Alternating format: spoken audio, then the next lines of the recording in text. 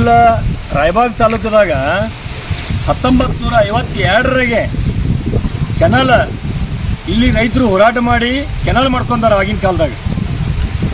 ಆದ ಕಾರಣ ಇವತ್ತಿನ ರೈತರು ಜಮೀನು ಇಷ್ಟೊಂದು ಕಿಮ್ಮತ್ತಿನವಪ್ಪ ಅಂದ್ರೆ 1 ಎಕರೆ 1 ಕೋಟಿ ಮಾರ್ತದೆ. ಇಲ್ಲಿ ನಮ್ಮ ತಾಲೂಕದಾಗ 1 ಎಕರೆ 2 ಲಕ್ಷ 3 ಲಕ್ಷ 5 ಲಕ್ಷ ತನಕ ನಮ್ಮಲ್ಲಿ ರೇಟ್ ಅದ.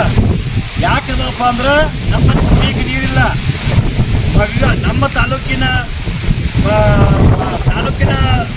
ಭಾಗದಲ್ಲೇ ಭೀಮಾ ನದಿ ಹರಿಯುತ್ತಿದ್ದು ಇದ್ರೂ ಭೀ ನಮ್ಮ ತಾಲೂಕಿಗೆ ನೀರು ಹರಿಸೋಕ್ಕೆ ಆಗಲಾರಂಥ ಶಾಸಕರಾದ್ರು ನಮ್ಮ ತಾಲೂಕದಾಗ.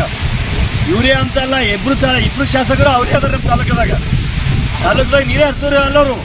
ಯಾಕಪ್ಪ ಅಂದ್ರೆ ರೈತರಿಗೆ ಅಭಿವೃದ್ಧಿ ಮಾಡಿದ್ರೆ ಅವ್ರು ಅಭಿವೃದ್ಧಿ ಆಗ್ತಾರಂತೇಳಿ ಇವ್ರು ಆ ಕಾರಣಕ್ಕಾಗಿ ನಾವೇ ಅಭಿವೃದ್ಧಿ ಅದಾರ. ಅವ್ರು ವೈದ್ಯಗಳು ರೆಡಿ ಮಾಡ್ಯಾರ, ಇವ್ರು ಶಿಕ್ಷಣ ಕ್ರಾಂತಿ ಅಂತೇಳಿ ಇವ್ರು ಮಾಡ್ಕೊಂಡು ಕೂತಾರ. ಇವ್ರು ತಮ್ಮ ಬಂಡವಾಳ ರೆಡಿ ಮಾಡ್ಯಾರ ಅಷ್ಟೇ. ಈ ತಾಲೂಕಿನ ರೈತರು ನೋಡಿ ಹೆಂಗೆ ಮಾಡಿಲ್ಲ.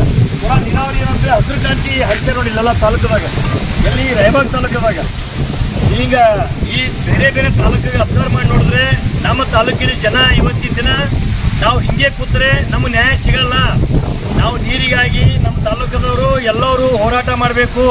ಹೋರಾಟ ಮಾಡಿದ್ರೆ ಈ ಥರ ನಾವು ನೀರಾವರಿ ಮಾಡಿ ಅಭಿವೃದ್ಧಿ ಆಗ್ಬೇಕಾಗ್ತದ. ಇಲ್ಲ ಅಂದ್ರೆ ನಾವು ಇಲ್ಲಿ ತನಕ ಹೋರಾಟ ಮಾಡಿದೆವಂದ್ರೆ ಮುಂದಿನ ದಿನಮಾನದಾಗ ನಮ್ಮ ಮಕ್ಕಳಿಗೆ ನೀರಾವರಿ ಸಿಗ್ತೈತಿ, ನಮ್ಮ ತಾಲೂಕು ನೀರಾವರಿ ಅಭಿವೃದ್ಧಿ ಆಗ್ತದೆ ಅಂತೇಳಿ ನನ್ನೊಂದು ಕಳಕಳಿ ವಿನಂತಿ. ನಾನು ರೈತ ಸಂಘದ ತಾಲೂಕಾ ಪ್ರಧಾನ ಕಾರ್ಯದರ್ಶಿ ಶ್ರೀಶೈಲ್ ಗೋಳೆ.